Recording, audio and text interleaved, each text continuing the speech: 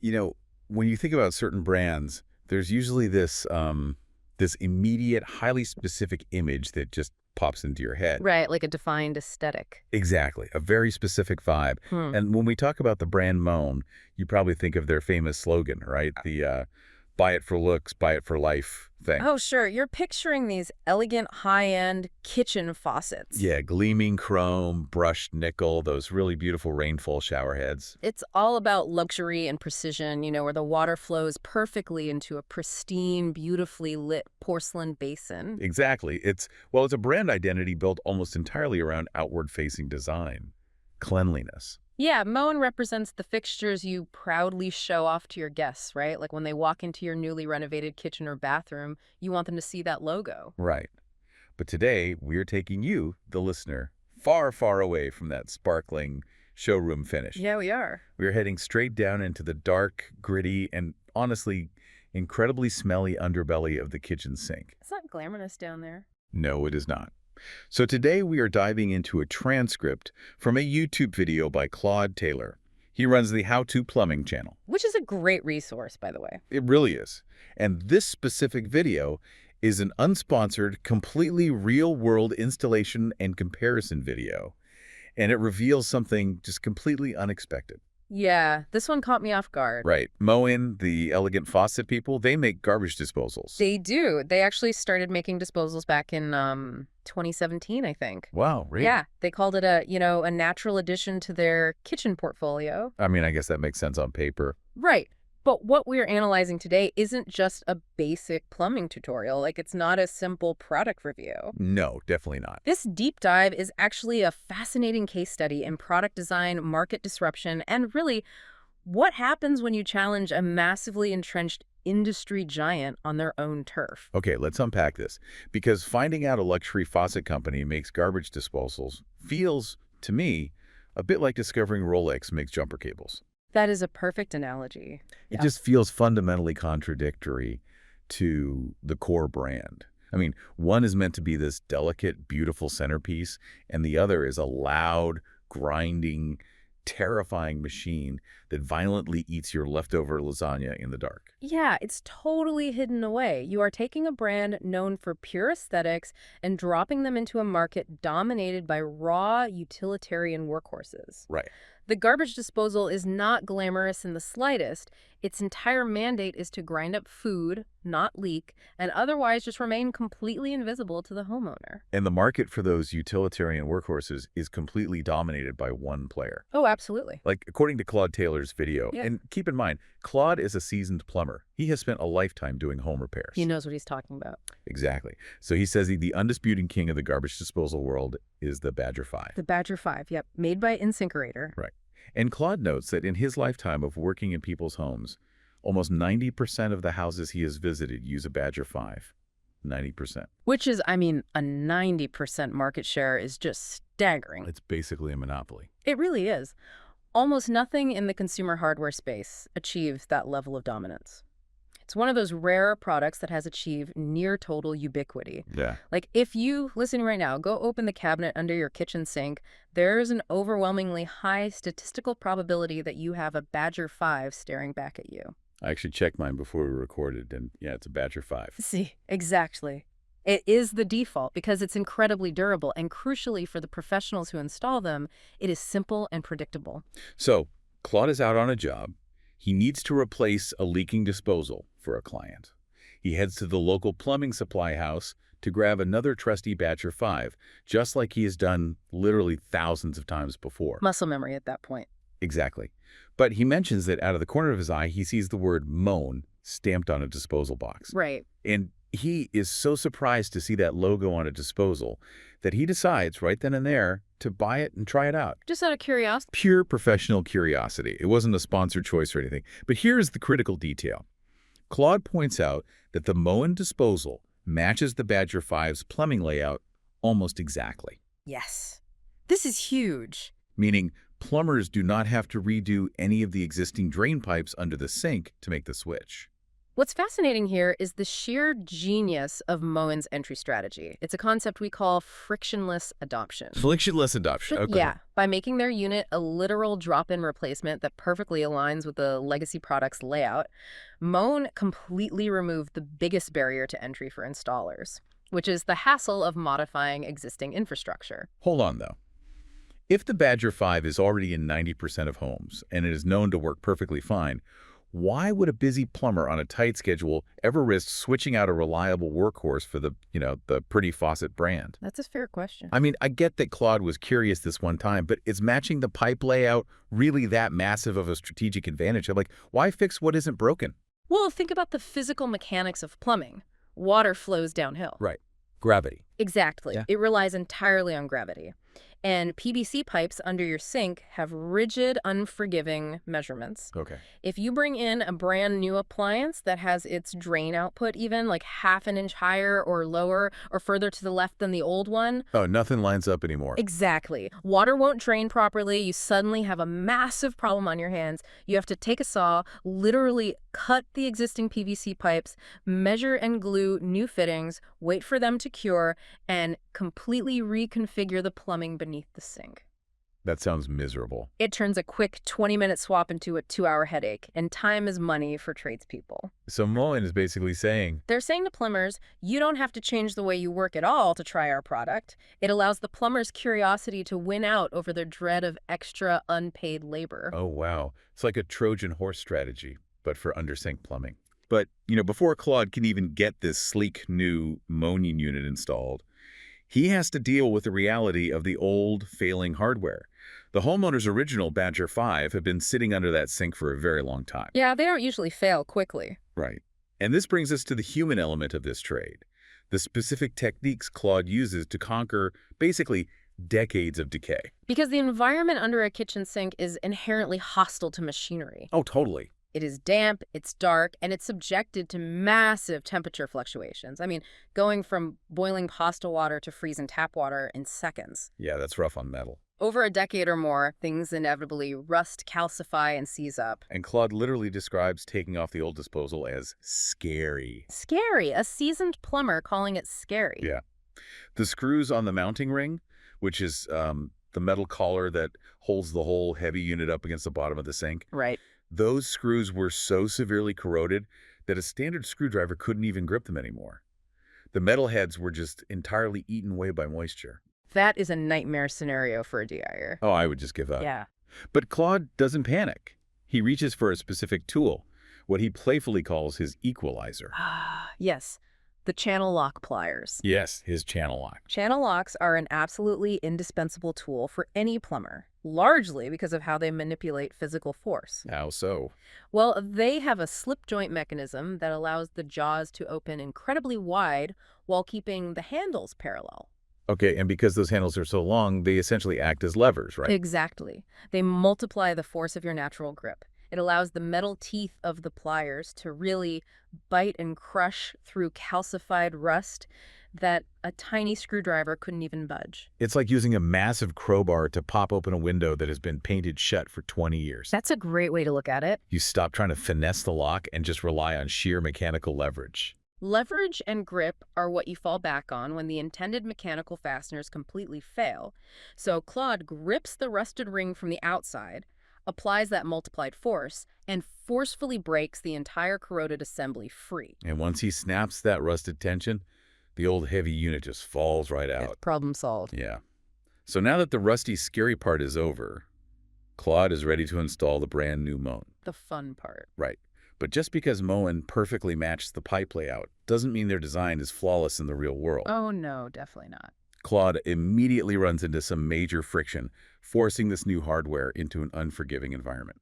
You know, the drafting table where these products are engineered is clean, predictable, and mathematically perfect. Yeah, everything works in CAD. Right.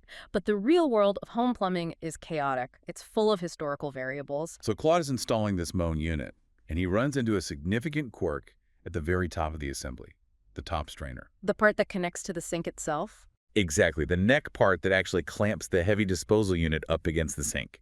It wasn't long enough or thick enough for his specific scenario, because he was installing it on an older cast iron sink. Ah. To understand why this is a problem, we need to look at how a disposal actually attaches to the sink. There's a component called a sink flange. A flange. Yeah, think of the flange as a metal collar, or maybe like a funnel, that drops down through the drain hole from above the sink. Okay, so you drop it in from the top. Exactly. And the disposal unit hangs suspended in midair under the cabinet, clamping onto the bottom edge of that metal collar. But cast iron sinks are substantially thicker than the standard modern stainless steel sinks you see in most homes today. Oh, massively thicker. We are talking about a thick, heavy layer of iron covered in enamel versus what is basically just a thin sheet of stamped steel. Right. And because the cast iron is so thick, the metal collar barely protrudes through the bottom of the sink. Oh, I see. So when Claude tries to lift this incredibly heavy motor and lock it into place, the mounting ring provided by Moen can barely reach the lip it needs to grab onto.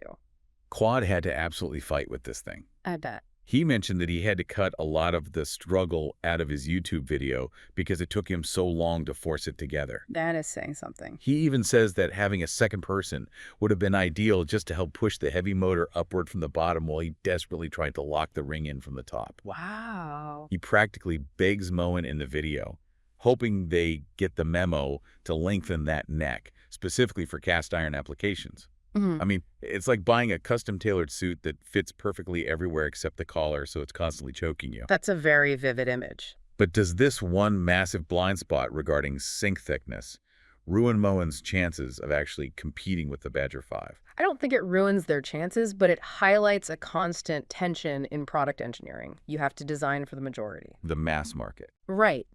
Modern kitchen design heavily favors thin, stamped stainless steel sinks. They are cheaper to manufacture, lighter to ship, and easier to install. Moen's engineers likely looked at the modern market data and designed their clamp to fit the vast majority of new kitchens perfectly. But plumbers don't only work in brand new kitchens. No, they don't. They spend most of their time repairing 50-year-old houses with 50-year-old cast iron sinks. Exactly. And if Moen designs their clamp to easily accommodate a thick legacy cast iron sink, it might end up being too loose or requiring clumsy spacer rings for the millions of thin stainless steel sinks currently being installed. Oh, so you solve one problem and create another. Yeah. Yeah. The Moen unit works beautifully for a modern sink, but Claude's intense physical struggle perfectly illustrates the clash between designing for an average home on a corporate spreadsheet versus the unpredictable reality of older infrastructure.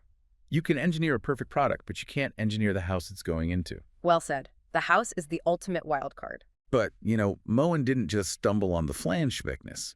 They also brought some serious disruptive innovation to the table. And here's where it gets really interesting. Yeah, this part is brilliant. Because there's a specific design tweak on the side of the disposal where Moen completely outclasses the industry standard. The dishwasher connection. Yes. It seems like such a minor detail, but it is a brilliant piece of practical engineering that fundamentally changes the installation experience. Let me set the stage so you, listening right now, can picture this. On the side of almost every garbage disposal under the sink, there is a little plastic tube sticking out. Usually near the top. Right. That is where your dishwasher hose connects, so all the dirty water from your dishwasher can drain directly through the disposal and down the pipes. Yep. Now, on the legendary industry standard Badger 5, that tube comes completely sealed from the factory. Solid plastic. Solid plastic.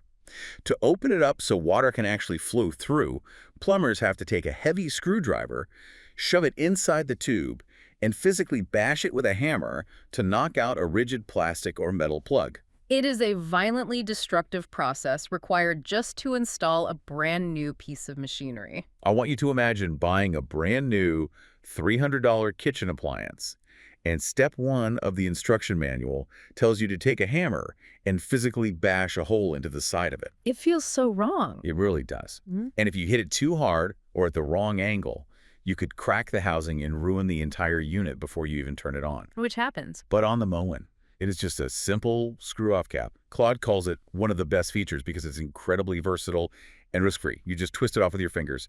No hammers, no screwdrivers, no anxiety. It completely eliminates the risk of catastrophic failure during installation. By the way, Claude dropped a super helpful diagnostic tip here while talking about this hose. Oh, the air gap thing. Yes. If you ever see water shooting out of that little silver cylinder on top of your sink, that thing sitting next to your faucet is called an air gap. It is almost always because this specific dishwasher hose connection underneath the sink is clogged with food. Right, forcing the dirty water backward and up onto your counter? It's gross, Yeah. but such a good tip. It's an incredibly useful tip for homeowners trying to troubleshoot a mess. Oh, absolutely. But jumping back to that screw cap, Yeah. I am just sitting here in pure astonishment. Yeah. Are we seriously saying that for decades, the dominant brand that sits in 90% of homes has forced professional tradespeople to literally bash their brand new product with a hammer while the new guy on the block just added a plastic bottle cap? It sounds absurd when you say it out loud. How does a company get away with making their users hit their product with a hammer for that long? Well, if we connect this to the bigger picture, this is exactly how monopolies operate.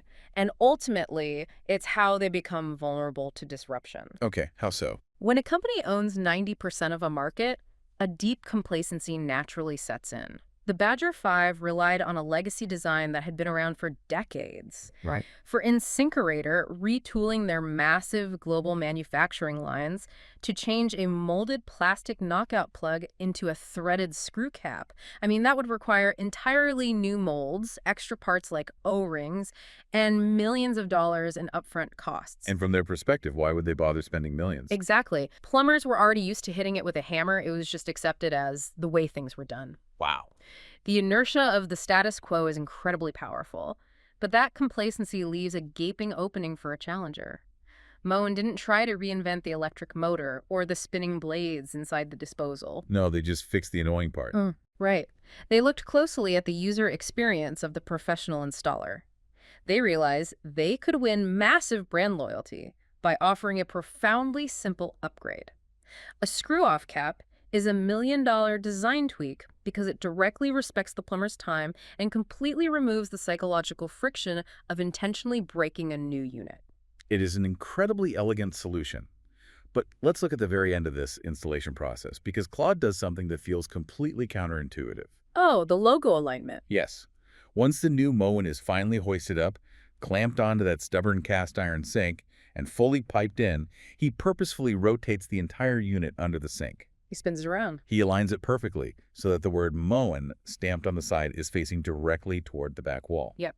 He explains that he does this specifically so that when anyone looks straight down the sink drain from above, they see the brand name perfectly centered and readable in the darkness. This raises an important question about the psychology of the skilled trades and what it actually means to be a craftsman when your canvas is entirely hidden. I just can't wrap my head around the priority here. Really? Yeah. Why would a professional who just spent 20 minutes sweating, wrestling with thick cast iron, and crushing rusted screws with channel locks care so much about perfectly aligning a tiny logo inside a dark, dirty drain that almost no one will ever look at? Well, think about the nature of plumbing or electrical work or HVAC. So much of this intense, highly skilled labor is completely invisible. That's true. It is hidden behind painted drywall, buried deep under hardwood floorboards, or tucked into the dark corners of a cabinet.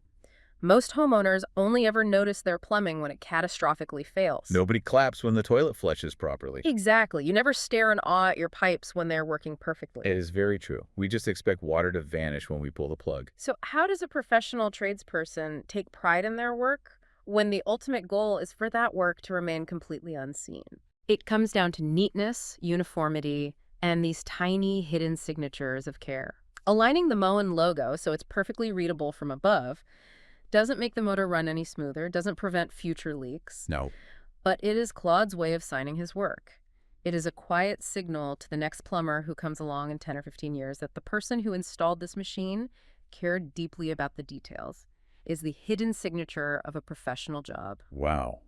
It is a quiet form of pride in an otherwise loud, messy, and unglamorous job. It really is. So what does this all mean? We've gone from the gleaming showrooms of luxury rainfall showerheads down into the rusty, cramped, damp quarters of a cast iron sink. Quite the journey. We've watched a luxury brand attempt to dethrone a 90% market monopoly, not with flashy consumer marketing, but with pragmatic drop-in compatibility and a simple, brilliant screw-off cap. And we've explored the deep engineering tension between designing for the ideal modern home and battling the stubborn realities of older infrastructure. Not to mention, we've seen the sheer physical leverage and effort it takes to maintain the hidden conveniences we all take for granted every single day. So the next time you scrape your dinner plate into the sink, or the next time you hear your dishwasher backing up and shooting water through that little silver air gap, you will know exactly what kind of engineering war is happening directly beneath your counters. A literal turf war. You will know the difference between the reliable, old-school workhorse Badger 5 and the sleek, screw-cap Challenger from Moen. And maybe, just maybe, you'll even look down into the drain to see if your plumber left their signature by perfectly centering the logo. I love that. And we just saw how a simple screw-off cap could disrupt a 90% market monopoly that had grown way too comfortable with its own legacy. Right. Think about the rest of your home, your car, or even your workplace. How many other everyday appliances or systems are heavily relying on outdated, frustrating knockout plug designs simply because no competitor has bothered to step back and introduce a better solution? Oh, man, that's a good question. What other hidden monopolies in your daily life are just waiting for a simple, thoughtful redesign?